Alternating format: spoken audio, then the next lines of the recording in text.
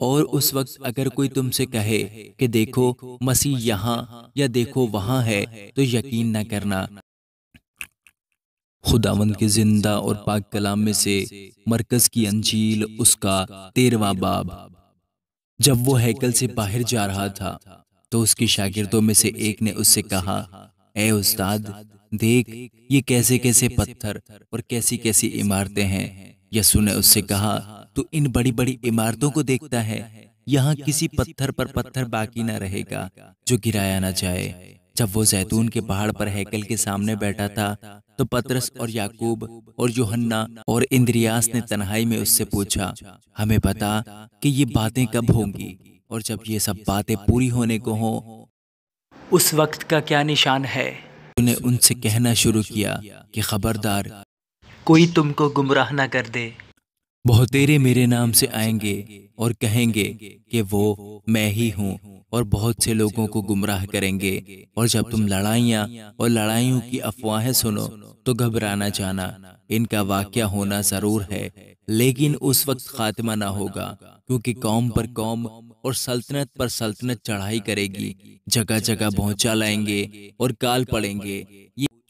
یہ باتیں مصیبتوں کا شروع ہی ہوں گی، لیکن تم خبردار رہو، کیونکہ لوگ تم کو عدالتوں کے حوالہ کریں گے اور تم عبادت خانوں میں پیٹے جاؤ گے اور حاکموں اور بادشاہوں کے سامنے میری خاطر حاضر کیے جاؤ گے، تاکہ ان کے لیے گواہی ہو۔ اور ضرور ہے کہ پہلے سب قوموں میں انجیل کی منادی کی جائے، لیکن جب تمہیں لے جا کر حوالہ کریں تو پہلے سے فکر نہ کرنا کہ ہم کیا کہیں، بلکہ جو کچھ اس گھڑی تمہیں بتایا جائے وہی کہنا، کیونکہ کہنے والے تم نہیں ہو بلکہ روح القدس ہے۔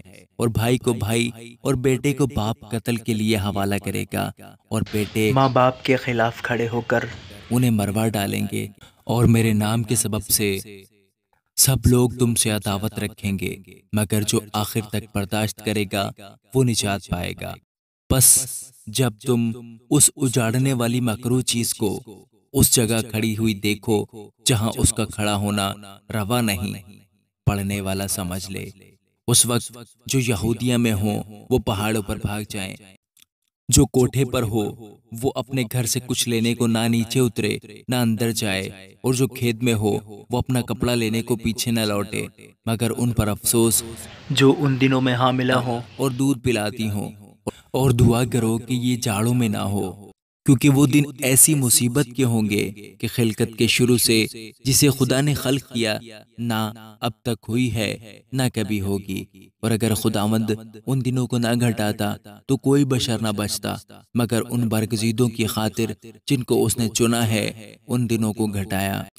اور اس وقت اگر کوئی تم سے کہے کہ دیکھو مسیح یہاں یا دیکھو وہاں ہے تو یقین نہ کرنا، کیونکہ جھوٹے مسیح اور جھوٹے نبی اٹھ کھڑے ہوں گے اور نشان اور عجیب کام دکھائیں گے، تاکہ اگر ممکن ہو تو برگزیدوں کو بھی گمراہ کر دیں۔ لیکن تم خبردار رہو، دیکھو میں نے تم سے سب کچھ پہلے ہی کہہ دیا ہے۔ مگر ان دنوں میں اس مصیبت کے بعد سورج تاریک ہو جائے گا اور چاند اپنی روشنی نہ دے گا، اور آسمان سے ستارے گرنے لگیں گے، اور جو قوتیں آسمان میں ہیں وہ ہلائی جائیں گی۔ اور اس وقت لوگ ابن آدم کو بڑی قدرت اور جلال کے ساتھ بادلوں میں آتے دیکھیں گے۔ اس وقت وہ فرشتوں کو بھیج کر اپنے برگزیدوں کو زمین کی انتہا سے آسمان کی انتہا تک چاروں طرف سے جمع کرے گا۔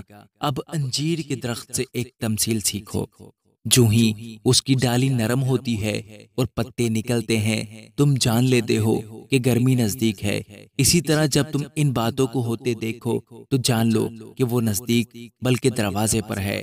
میں تم سے سچ کہتا ہوں کہ جب تک یہ سب باتیں نہ ہو لیں یہ نسل ہرگز تمام نہ ہوگی۔ آسمان اور زمین ٹل جائیں گے لیکن میری باتیں نہ ٹلیں گی۔ لیکن اس دن یا اس گھڑی کی بابت کوئی نہیں جانتا، نہ آسمان کے فرشتے نہ بیٹا مگر باپ۔ خبردار، جاگتے اور دعا کرتے رہو، کیونکہ تم نہیں جانتے کہ وہ وقت کب آئے گا۔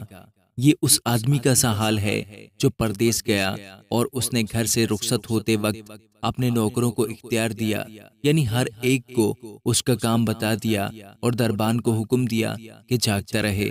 بس جاگتے رہو، کیونکہ تم نہیں جانتے کہ گھر کا مالک کب آئے گا، شام کو یا آدھی رات کو یا مرغ کے بانگ دیتے وقت یا صبح کو۔ ایسا نہ ہو کہ اچانک آ کر وہ تم کو سوتے پائے، اور جو کچھ میں تم سے کہتا ہوں وہی سب سے کہتا ہوں کہ جاگتے رہو۔ آمین۔